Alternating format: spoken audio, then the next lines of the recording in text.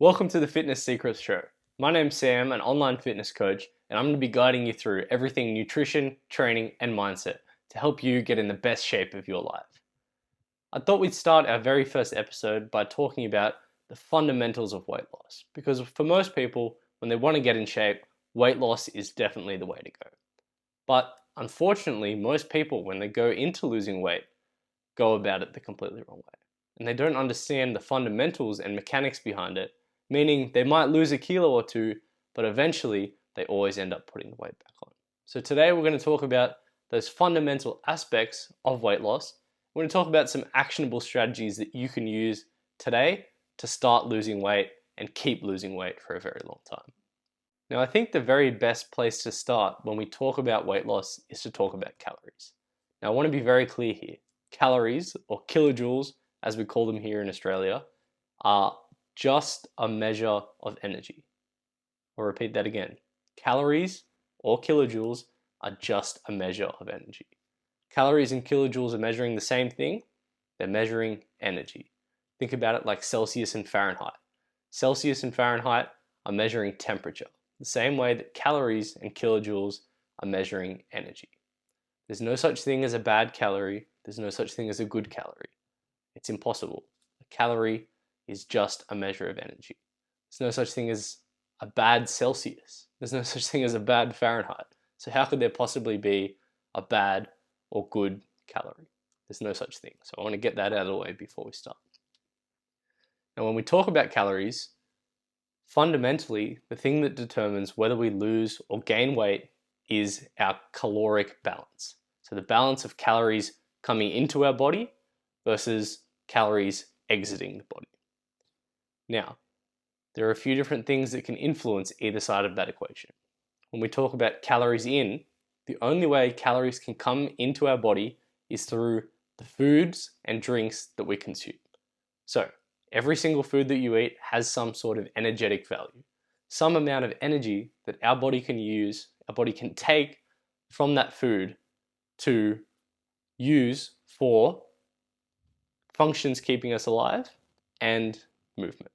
And those are the two things where we expend energy, where calories flow out of the system, right? So calories in, food, drinks, things like that. Doesn't matter whether it's a packet of chips, doesn't matter whether it's a steak, a chicken breast, whatever, right? Every food that you eat has some sort of energetic value. Now, our body uses that to do two things. To one, keep us alive, so to keep your heart beating, to keep your brain working, to repair and regrow new cells, or to move around. So when you do a bicep curl, the cells in your arm are converting energy from the food and from body fat into movement energy. So, what happens when we have an imbalance of calories? Right? When our calories are the same, when the same is coming in as going out, we're not going to have any change in weight. However, if we have more calories coming in than are going out, then we're going to gain weight. Same way, if we have less calories coming in than calories going out, you're going to lose weight. Now, this has been shown time and time again in study after study after study that it doesn't matter what diet you're on, it's all about the caloric balance. Now, most diets, the end goal of most diets is to change that caloric balance. So if we look at the ketogenic diet, keto aims to eliminate carbs pretty much from the diet. Now, the end goal of that is to actually strip away calories from your total amount every day. The reason they take out carbs is because for most people, it's really easy to overeat on carbs, right? Breads, pastas, donuts, chips, cereal, all that kind of stuff is really easy to overeat on. So by sticking to just fats and meats, usually people can lose weight, at least initially, right? They drop a bit of water weight, but over the long run, if they stick with it long enough, then yes, you can 100% lose weight on keto, but the reason is because you're dropping your calories. Same with if we talk about something like intermittent fasting. Intermittent fasting aims, if you do it correctly, most people don't do it correctly, is to take out a section of time where you are consuming calories, right? So say for example, our intermittent fasting might be from 2 p.m. to 8 p.m. is when we eat. We cut out breakfast completely. The point of that is to cut out an amount of time where you are consuming calories, right? So that overall you're netting less calories, right? And if you do these things correctly, you will start to lose weight. It doesn't really matter what diet you're on, you will start to lose weight. The problem is though, most of the time with these diets, people feel way too restricted. They feel that I can only eat at these times or I can only eat these certain foods, which usually leads people to go off the deep end and binge on foods that they were missing out on. But if we learn how to properly control and account for our calories, we can pretty much eat whatever we want. So how do you do this? Well, there's two parts to it. The energy in and energy out, as I said before. The very first step is to figure out how many calories you're burning every single day. Now you can do this through a whole range of free tools online. Just go on Google, search up how many calories am I burning every day. There's a bunch of calculators, chuck in your weight, age, height, things like that, and it's going to give you a number of how many calories you're burning every single day, right? So that's the energy out section. Now the energy in is a little bit more complicated. What you'll need to do is you'll need to start tracking every single thing that you eat, right? And this is the only way to 100% know for certain how many calories are coming in and going out. First step you'll need to do is download an app like MyFitnessPal or Chronometer. So these are free apps on the App Store, Google Play Store that you can download, install on your phone, and are going to help you track the calories that you eat every single day. What you'll need to do is you'll need to put in the food, and once you put in that food, how much of it you ate, it's going to show you your total amount of calories for the day. And then the second thing you need for this is probably going to be a food scale. You can find really cheap ones on Amazon. Most grocery stores have them, most homeware stores have them, under 20 bucks, but it's a really amazing tool for this and it's something you really need to do. So grab the kitchen scales. Anytime you have a food that doesn't have a barcode or doesn't have a set amount of calories, weigh it out, you can input it into those apps. You can see your totals for the day, how many calories you're eating. And then all you need to do after that is balance the calories out and make sure you're eating less than you're burning. It's as simple as that. Now let's have a look at an example.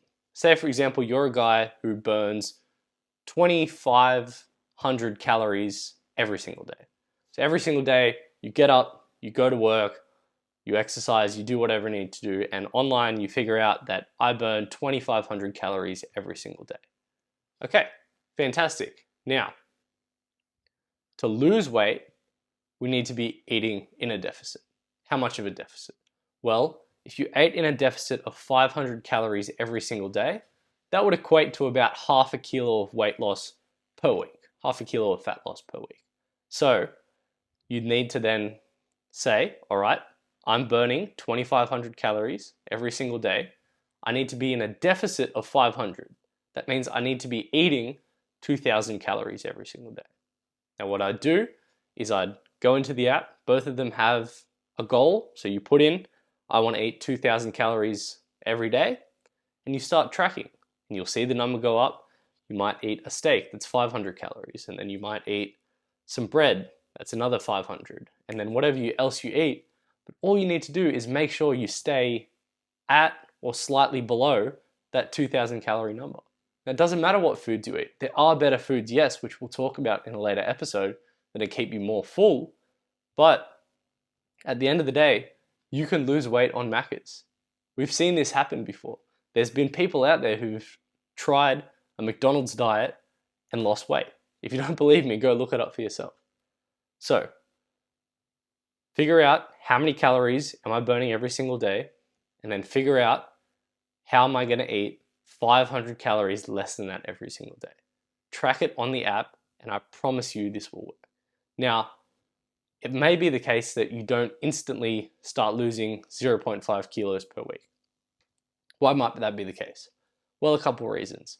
The first reason is that your energy out calculation was inaccurate. Now, these equations that they use aren't perfect. Everyone's a little bit different. Some people have higher metabolisms. Some people have lower metabolisms. But you can start to see after a couple weeks your weight change, and then you can start to figure out, hang on, maybe my energy out is maybe a little bit less than I thought. If you're only losing 0.2 kilos per week instead of 0.5, you're probably in a deficit of 200 rather than 500. So maybe your actual calories that you burn every single day was only 2,200. If you're eating 2,000 every day, that means you're only in a 200 calorie deficit. But this is why you need to also be tracking your weight every single day and looking at the long-term trends across weeks and months. The other possible reason could be that you're not tracking every single thing that you eat properly, or that some of the estimates on the food are wrong. Now, labels can be up to 20%. Either way, it can be 20% too many calories that they say on the package, or 20% not enough. But over the long term, it's going to average out. All right, so that's one you probably don't really need to worry about. Another side bonus of this strategy of tracking your calories and your weight every single day is you're going to start to develop a really, really good understanding of foods, what foods have what caloric values, what foods make you full, and you're going to be able to eventually stop tracking these things 100% of the time and start eating a bit more intuitively. But if you want to lose weight and you haven't done so before and you don't have a lot of experience, this is 100% the best way to start. All right? So just to recap, the fundamentals of weight loss: calories in versus calories out. Calories being a measure of energy. Nothing else. There's no good calories, there's no bad calories. Same way as there's no good Celsius, there's no bad Celsius, right? Calories is just a measure of energy. If you want to lose weight, you need to be burning more calories than you consume. The way we can burn is through our body's regular functions, which you can't really change, and through movement. So if you want to burn more calories, move a little bit more, start doing some exercise. We're going to talk about training in a couple later episodes, but those are the two ways that you can influence your calories. All right, I'm going to wrap it up there. Thanks so much for tuning in to the very first episode of the Fitness Secrets Show. I hope you learned something. I hope you enjoyed, and I will see you in the next episode.